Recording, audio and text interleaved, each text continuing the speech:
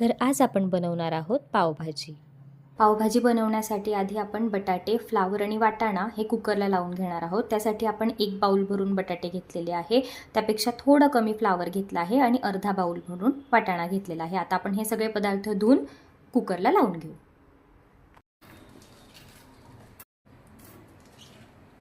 या ठिकाणी आपण वाटाणा, फ्लावर आणि बटाटे हे धुवून टाकले। त्यात आता आपण 1 ढोबळी मिरची टाकणार आहोत थोडीशी आणि बीट किसून टाकणार आहोत। बीट टाकतोय आपण थोडंसं किसून कलरसाठी। बीटाने पावभाजीचा कलर खूप छान येतो आणि हेल्दी पण असतं। बीट किसून झालंय, आता आपण त्यात पाणी घालून कुकर लावून घेऊया। त्याच्या चांगल्या 4-5 शिट्ट्या करून घ्यायच्या, जोवर सगळे पदार्थ व्यवस्थित शिजत नाही तोवर। तुम्ही बघू शकता इथे बीटाचा किती छान रंग आलाय। कुकरच्या शिट्ट्या होता तोवर आपण फोडणीची तयारी करूया।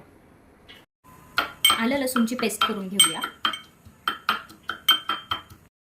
फोडणीसाठी लागणारं साहित्य बघूया। त्यासाठी 3 मोठे कांदे बारीक चिरून घेतले, 2 छोटे छोटे टोमॅटो बारीक चिरून घेतले, आलं लसणाची पेस्ट करून घेतली, त्यात 7-8 पाकळ्या लसणाच्या आणि थोडंसं आल्याचं तुकडं होतं, 2 मोठे चमचे गरम मसाला आहे आणि 3 चमचे लाल तिखट आहे, मिरची पावडर। आणि फोडणी आपण बटरमध्ये घालणार आहोत। तुम्ही बटरमध्ये, तेलामध्ये, तुपामध्ये कशामध्येही घालू शकता, पण बटर आणि तूप याची चव छान लागते।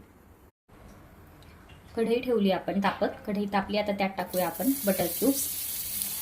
2 बटर क्यूब्स घेतले, ते मेल्ट होऊ देऊ। बटर क्यूब मेल्ट होण्यात आले, आता त्यात कांदा घालूया चिरलेला। कांदा हलका गोल्डन होईपर्यंत त्याला परतून घ्यायचा। कांदा थोडासा सॉफ्ट झालाय, आता त्यात आपण आलं लसूण पेस्ट घालूया।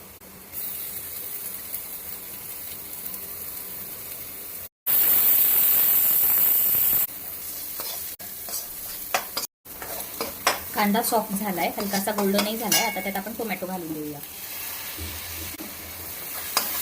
आणि पूर्ण मऊ होऊन जाऊ देऊया। टोमॅटो होतो तोवर आपण आपल्या भाज्या चेक करून घेऊया।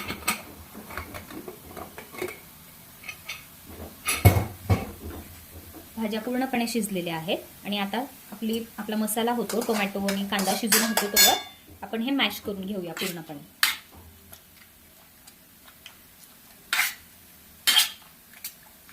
याची पूर्ण बारीक पेस्ट करायची आपल्याला।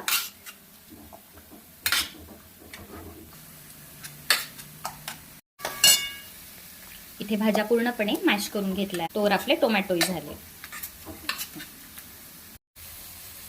टोमॅटो आपले पूर्णपणे शिजले आहेत, आता त्यात आपण घालणार आहोत लाल मिरची पावडर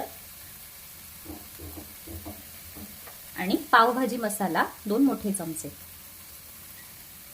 हे सगळं मिक्स करून घेऊया। 1-2 मिनिटं परतून घ्यायचं।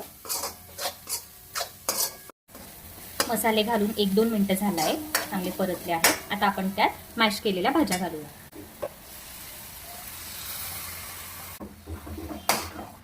आता हे सगळं मिक्स करून घ्यायचं आणि यात थोडं पाणी घालायचं, कारण आपल्याला भाजी 7 ते 8 मिनिटं चांगली उकळू द्यायची। सो मी ते कुकरमधलंच थोडंसं पाणी काढून ठेवलं होतं, ते पाणी घालूया।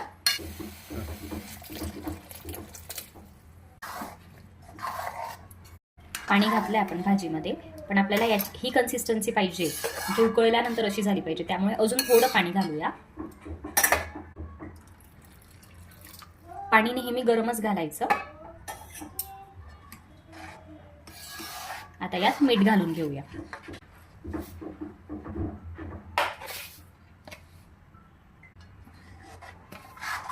सगळे पदार्थ आपण मिक्स करून घेतले, आता एक 7-8 मिनिटं आपण हे सगळं शिजवून घेऊया। आता आपली भाजी उकडते तोवर आपण पाव फ्राय करून घेऊ।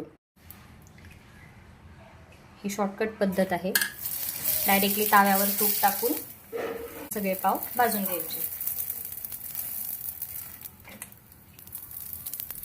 7-8 मिनिटं झाले आणि भाजी आपली छान उकळली। भाजी झाली आहे, तिला थोडीशी कोथिंबीर टाकून गार्निश करूया आणि सर्व करूया।